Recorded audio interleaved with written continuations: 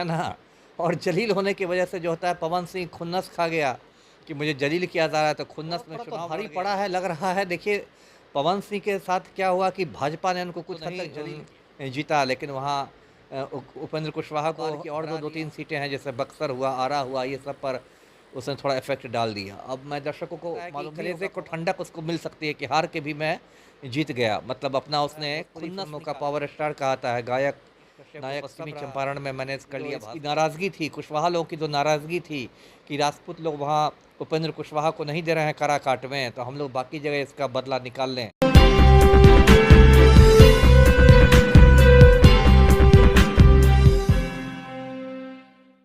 नमस्कार, मैं मनीष और आप देख रहे हैं मीडिया दर्शन। भोजपुरी के सुपरस्टार पवन सिंह काराकाट से चुनाव लड़े, 93,000 वोटों से उनकी हार भी हो गई। लेकिन सबसे बड़ी चर्चा का विषय अभी बना हुआ है, तो हम तो डूबेंगे ही सनम तुमको भी ले डूबेंगे वाला हाल कर दिया है पवन सिंह ने। क्योंकि अगर बात की जाए तो पवन सिंह ने काराकाट से चुनाव तो लड़ा, लेकिन बक्सर, औरंगाबाद और सासाराम और यूं कहे कि आरा जैसे क्षेत्रों में बीजेपी को भारी नुकसान करा दिया। यही वजह है कि बिहार में जो 40 की 40 सीट का दावा करने वाली बीजेपी महज 30 सीट ही जीत पाई, और स्थिति जो है आज ये हो गया है कि पूर्ण बहुमत की सरकार का दावा करने वाला बीजेपी आज नीतीश कुमार और चंद्रबाबू नायडू के तरफ देख रहा है। इसी मुद्दे पे बात करेंगे, हमारे साथ पूर्व आईपीएस अधिकारी अमिताभ दास सर हैं, उन्हीं से जानकारी लेंगे कि आखिर पवन सिंह का चुनाव लड़ना क्या बीजेपी को भारी पड़ गया। क्या लगता है सर, पवन सिंह का चुनाव लड़ना बीजेपी को भारी पड़ गया? थोड़ा थोड़ा तो भारी पड़ा है लग रहा है। देखिए पवन सिंह के साथ क्या हुआ कि भाजपा ने उनको कुछ हद तक जलील किया, है ना।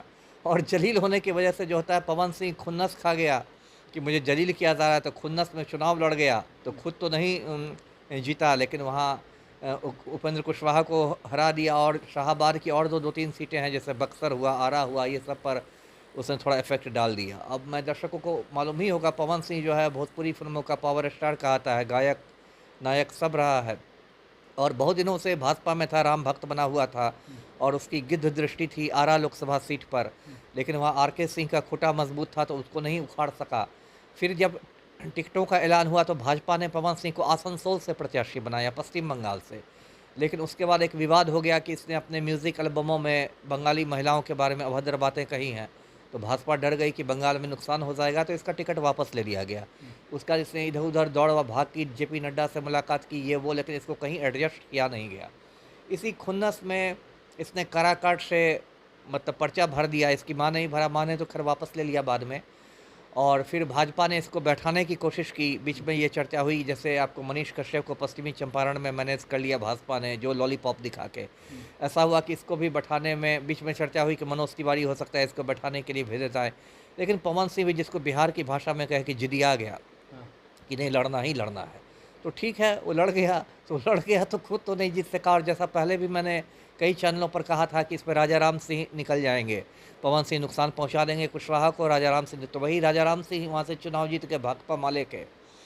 तो पवन सिंह की एक तरह से हार तो हुई है, लेकिन एक तरह से वो कह सकता है कि कलेजे को ठंडक उसको मिल सकती है कि हार के भी मैं जीत गया, मतलब अपना उसने खुन्नस निकाल दिया। और भाजपा ने उसको निष्कासित भी कर दिया था, मतदान के 2-3-4 दिन पहले उसको पार्टी से निकाल भी दिया था। तो एक तरह से उसने कह दिया कि ठीक है, मुझे तुमने टिकट नहीं दिया तो मैंने तुमको 3-4 जगह पर नुकसान पहुंचा दिया। जी, काराकाट से पवन सिंह का चुनाव लड़ना सर, एक तरफ से बात की जाए तो काराकाट में राजपूत समुदाय के लोग थे, पूरी तरह से गोलबंद होकर के पवन सिंह के फेवर में प्रचार करने लगे, उनके समर्थन में कहने लगे कि हम उन्हीं को वोट करेंगे। इससे काराकाट में कुशवाहा समुदाय के लोग, आरा में कुशवाहा समुदाय के लोग, बक्सर में कुशवाहा समुदाय के लोग और औरंगाबाद में कुशवाहा समुदाय के लोग खासे नाराज दिखे और वो महागठबंधन को वोट कर दिया, जिसके वजह से नुकसान ये हुआ कि आरके सिंह जैसे कद्दावर नेता और मंत्री भी पूर्व में भी रहे हैं, वो भी सुदामा प्रसाद जैसे नेता से हार गए हैं। सर क्या कहेंगे? हाँ, ये तो थोड़ा चौंकाने वाला नतीजा रहा आरा का कि क्योंकि आरके सिंह जो 2-3 बार से वहाँ से सांसद रहे थे और पूर्व में गृह सचिव बिहार के थे, केंद्रीय गृह सचिव थे, फिर केंद्र में मंत्री रहे, और जैसा लोग बताते थे कि आरा में उन्होंने बहुत काम भी किया था। और सुदामा प्रसाद तो खैर वो भी सीनियर नेता है, माले के सीनियर नेता हैं, अभी भी विधायक हैं, लेकिन लग नहीं रहा था कि आर.के. सिंह को वो हरा सकेंगे, लेकिन आर.के. सिंह को हरा दिया है और बक्सर में सुधाकर सिंह जीत गए। वहाँ मिथिलेश तिवारी भाजपा के हार गए। तो उसका ठीक है, एक विश्लेषण हो सकता है कि जो इसकी नाराज़गी थी, कुशवाहा लोगों की जो नाराज़गी थी कि राजपूत लोग वहाँ उपेंद्र कुशवाहा को नहीं दे रहे हैं काराकाट में, तो हम लोग बाकी जगह इसका बदला निकाल लें।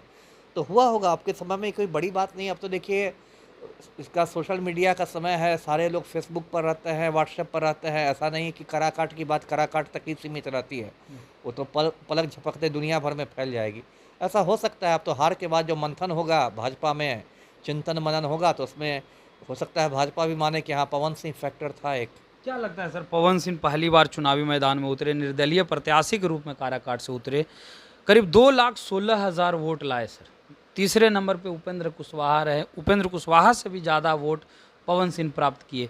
एक फिल्म अभिनेता ने कितना प्रभाव डाला काराकाट में? नहीं, बहुत ज़्यादा प्रभाव डाला। ये तो देखिए चौंकाने वाला है। अब देखिए उपेंद्र कुशवाहा और पवन सिंह में आप राजनीतिक दृष्टि से देखें तो कोई तुलना नहीं है। बिल्कुल। पवन सिंह तो राजनीति के क्षेत्र में बिल्कुल नौसिखिया कहे जाएंगे। उनकी ज़िंदगी का यह पहला चुनाव था। उपेंद्र कुशवाहा तो खैर बाल दाढ़ी सफ़ेद कर चुके हैं राजनीति में ही, केंद्रीय मंत्री रह चुके हैं, काराकाट से सांसद भी रह चुके हैं।